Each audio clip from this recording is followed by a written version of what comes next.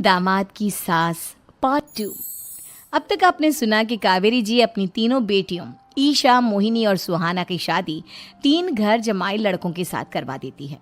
उन्हें लगता है कि ये लड़के शायद घर का कामकाज संभाल लेंगे, लेकिन उनके तीनों घर जमाई बहुत आलसी थे। वो नौकरी भी नहीं करते थे और बाहर का काम भी नहीं। कावेरी जी ने अपनी बेटियों से कहा कि वो प्रेगनेंसी का बहाना बनाकर अपने पतियों को सबक सिखाए। अब सुनिए आगे। मम्मी, आपने जैसा कहा था हमने वैसा ही किया, लेकिन देखिए ना, विवेक का हाल तो वैसा का वैसा ही है। घर में ना सुबह का नाश्ता बनता है और ना खाना। नौकरी पर जाने की बात करूं तो खाने को दौड़ते हैं मुझे। हाँ मम्मी, मैंने भी सुमित को कितनी बार कहा कि अगर नौकरी नहीं करनी तो कोई छोटी सी दुकान ही खोल लो। घर का खर्चा कैसे चलेगा? देखो दोपहर के 12 बजने आए और जनाब अभी तक सो रहे हैं। हाँ मम्मी, ईशा और सुहाना ठीक कहती हैं। अविनाश का भी यही हाल है।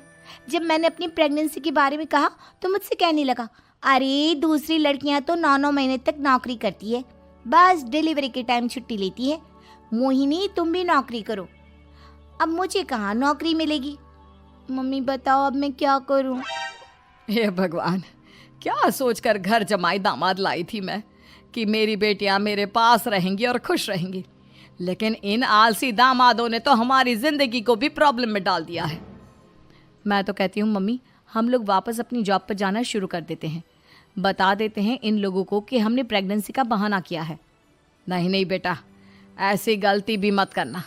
अगर तुमने ऐसा किया तो इन तीनों की आदत और ख़राब हो जाएगी। अरे आज नहीं तो कल कभी तो तुम प्रेग्नेंट होगी, तब वापस यही प्रॉब्लम आएगी। तब क्या करोगी तुम तीनों? हाँ मम्मी, आपकी बात तो बिल्कुल सही है। इन लोगों को तो सुधारना ही पड़ेगा। लेकिन कैसे? अपने बच्चों के आने की खबर सुनकर भी इन लोगों पर कोई असर नहीं हो रहा। पैसे कमाने के लिए घर से बाहर निकलना ही नहीं चाहते ये तीनों। अब मेरे दिमाग में एक प्लान आया है। तुम तीनों चिंता मत करो, उन तीनों को बुलाओ, फिर मैं बात करती हूँ। थोड़ी देर बाद कावेरी जी अपने तीनों दामादों को सामने बुलाकर अपनी बात कहना शुरू करती हैं। अविनाश, सुमित और विवेक, देखो बेटा, मैं ना तुम तीनों से बड़ा प्यार करती हूँ, इसीलिए तो तुम्हें घर जमाई बना कर रखा है मैंने। अरे मम्मी जी, सीधे सीधे कहिए ना, क्या बात है? प्यार तो हम भी आपको बहुत करते हैं। अरे मम्मी जी, आपकी इज्जत भी बहुत करते हैं। अरे भाई, आपके जैसी सास और कमाने वाली बीवी सबको मिलती है क्या? हाँ मम्मी, विवेक और सुमित ठीक कह रहे हैं। आपकी बेटी से शादी करके मेरी तो ज़िंदगी ही अच्छी हो गई है। जानती हूँ मैं, और ये भी जानती हूँ कि तुम तीनों अपने अपनी बीवियों से बहुत प्यार करते हो। बेटा, बात ऐसी है कि हमारे कुल गुरु ने कहा है कि प्रेग्नेंट होने के बाद मेरी तीनों बेटियां शुरू के 4 महीने हमारे गांव में जाकर रहेगी, जहां मेरे चाचा जी रहते हैं। अरे लेकिन क्यों मम्मी, गांव में जाकर रहने की क्या ज़रूरत है इन तीनों को? वो क्या है ना बेटा, हमारे परिवार को एक श्राप है। अगर मेरी बेटियों ने यहाँ पर बच्चा पैदा करने की कोशिश की तो उनके बच्चों को कुछ भी हो सकता है।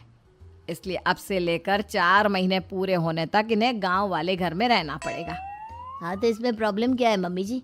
हम भी वहाँ जाकर रहेंगे, पिकनिक मनाएंगे। अरे भाई, बीवी जहाँ हम भी वहाँ। हाँ यार, आइडिया तो बहुत अच्छा है। शहर की ज़िंदगी में रह रहकर परेशान हो चुके हैं, अब कुछ दिन गांव में बिताएंगे।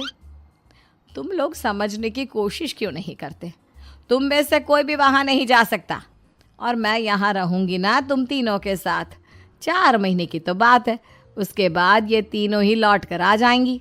ठीक है मम्मी जी, अब हमारे बच्चों का सवाल है तो ये तो करना ही पड़ेगा। कावेरी अपनी तीनों बेटियों को कुछ दिन के लिए घर से बाहर कहीं दूसरे शहर में रहने के लिए भेज देती है।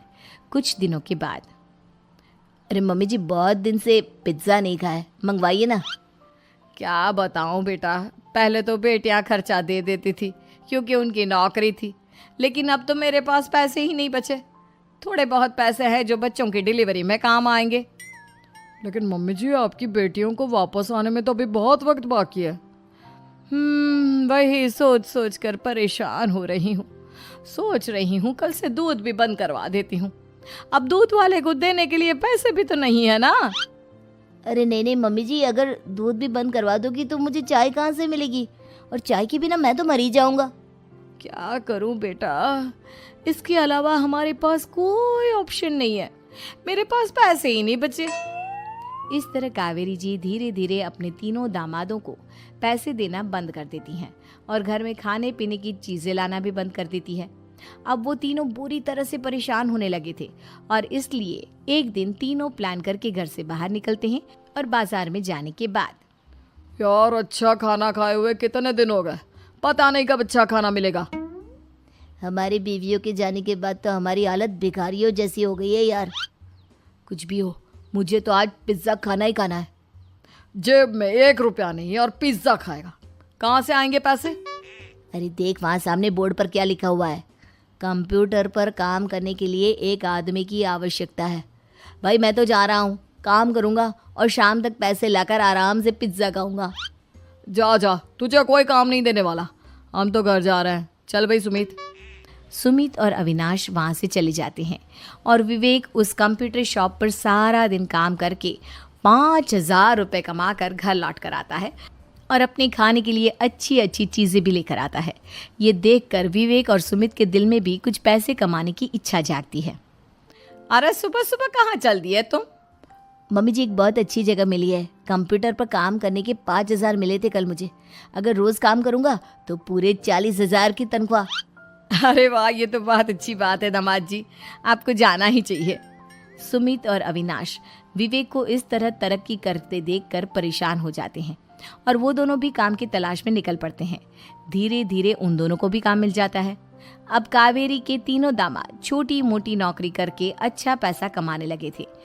एक दिन कावेरी उन्हें अपने पास बुलाती हैं।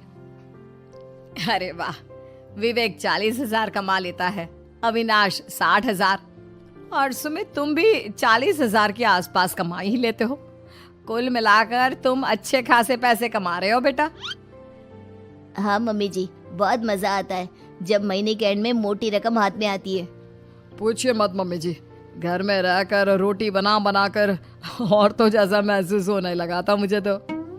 हाँ बेटा, तुम तीनों की बात तो बिल्कुल ठीक है और जानते हो अब तुम तीनों की पत्नियां भी वापस लौट कर आने वाली है। लेकिन मम्मी जी अभी तो उन्हें गए सिर्फ 2 महीने हुए हैं, आपने तो कहा था वो 4 महीने के बाद लौट कर आएंगी। ऐसा कुछ नहीं है बेटा, मैं सिर्फ तुम तीनों को सबक सिखाना चाहती थी कि आदमी घर में बैठकर बीवी की कमाई खाता हुआ अच्छा नहीं लगता। इस दुनिया में हर इंसान को मेहनत करनी चाहिए, काम करना चाहिए, चाहे वो औरत हो या आदमी, ताकि अपने परिवार को संभाल सके। कावेरी की बात सुनकर उन तीनों को अपनी गलती का एहसास होता है और कावेरी उन्हें सच बता देती है कि ईशा, सुहाना और मोहिनी शहर में ही कहीं दूसरी जगह रह रहे थे। शाम के वक्त उन तीनों की पत्नियां लौट कर आ जाती है और कावेरी जी का परिवार एक खुशहाल परिवार की तरह रहने लगता है।